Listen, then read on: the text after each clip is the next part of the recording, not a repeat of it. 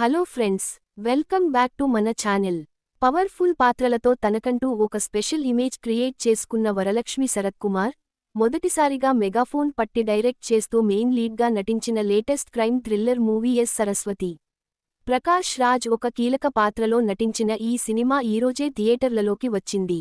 మరి డైరెక్టర్గా వరలక్ష్మి ఎంతవరకు సక్సెస్ అయ్యింది, ఈ సినిమా ఎలా ఉందో ఇప్పుడు మన రివ్యూలో చూద్దాం. కథ ఏంటంటే, వరలక్ష్మి శరత్ కుమార్ ఒక నగరంలో నర్స్గా పనిచేస్తూ సింగిల్ మదర్గా తన 12 ఏళ్ల కూతురు సరస్వతి ని పెంచుకుంటూ ఉంటుంది. సరిగ్గా ఆగస్టు 15న తన కూతురి పుట్టినరోజు నాడు ఆ పాప స్కూల్ నుంచి అదృశ్యం అవుతుంది. ఆందోళనతో స్కూల్కి వెళ్లి అడిగితే, అసలు ఆ పేరున్న అమ్మాయి మా స్కూల్లోనే చదవడం లేదు అని యాజమాన్యం బుకాయిస్తుంది.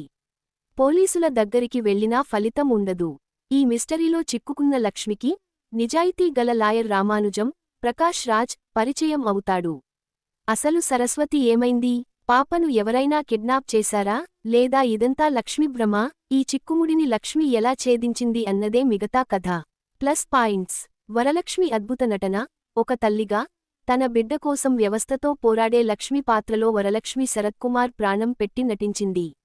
ఎమోషనల్ సీన్స్ మరియు రివెంజ్ ఎపిసోడ్స్లో ఆమె పర్ఫార్మెన్స్ సినిమాకి బిగ్గెస్ట్ హైలైట్.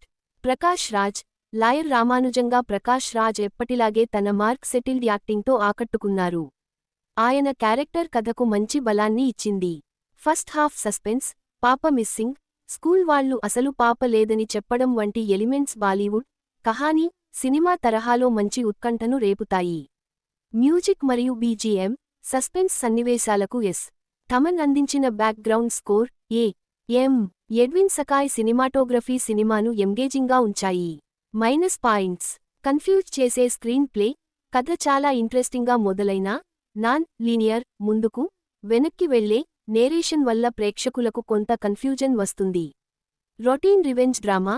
ఒక ఇంటెన్స్ సస్పెన్స్ థ్రిల్లర్గా మొదలైన సినిమా సెకండ్ హాఫ్కి వచ్చేసరికి రొటీన్ రివెంజ్ డ్రామాగా మారిపోవడం నిరాశపరుస్తుంది.